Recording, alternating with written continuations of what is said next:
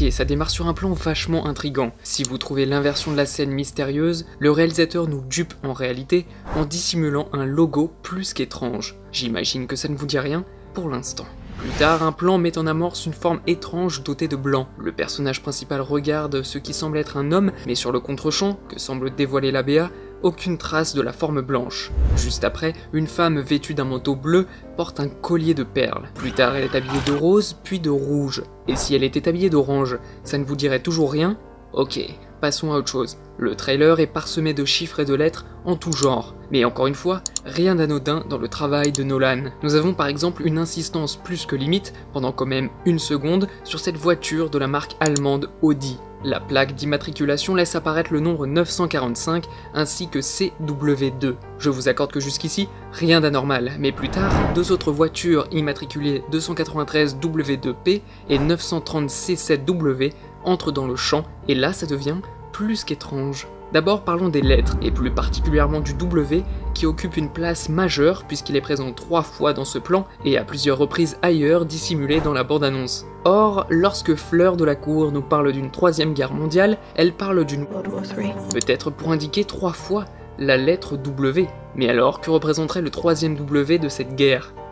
Désormais place aux chiffres. Si j'additionne 945, 293 et 930, j'obtiens 2168, à savoir pas grand chose. Mais si j'additionne 2, 1, 6 et 8, j'obtiens alors 17. Toujours pas grand chose me direz-vous, mais alors additionnons une dernière fois 1 et 7, et nous obtenons 8. Un 8 qui, si on le fait basculer de 90 degrés, révèle le logo infini et de boucle. Tout est lié. Mais alors, quel est le lien avec les couleurs du manteau dont nous parlions, les perles ou le logo jaune du début? Ce logo est en réalité, et c'est évident une fois qu'on l'a vu, une représentation de Pac-Man, le célèbre aventurier numérique qui fuit des fantômes. Des fantômes qui disparaissent comme la forme blanche du début, mais qui sont aussi colorés comme les manteaux de cette femme. C'est très net, ou devrais-je dire net. Les perles, quant à elles, sont une référence aux petites boules que le bonhomme jaune déguste en se déplaçant dans un labyrinthe que l'on retrouve dans le logo de la boîte de Nolan.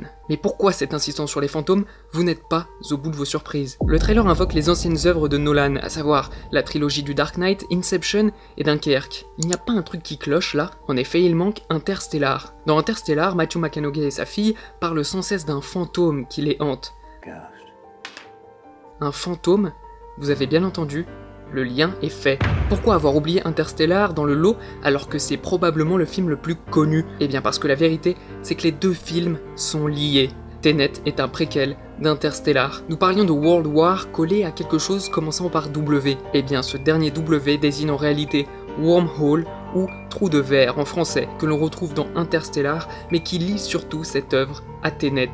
Pourquoi insister sur les verres brisés si ce n'est pour évoquer implicitement au spectateur le mot verre? Les verres brisés sont aussi un moyen subtil pour parler de la cassure de l'espace-temps et qui lie une nouvelle fois Interstellar et Tenet. Ainsi il est inévitable, et je vous l'annonce, la World War Wormhole ou la guerre mondiale des trous de verre de Tenet vont emmener les personnages à se battre pour sauver le monde, un monde qui deviendra sans aucun doute celui d'Interstellar, vachement poussiéreux. Et à 1 minute 2, on parle de voyage dans le temps et il y a une voiture sous un drap comme dans Retour vers le futur. Rien d'innocent.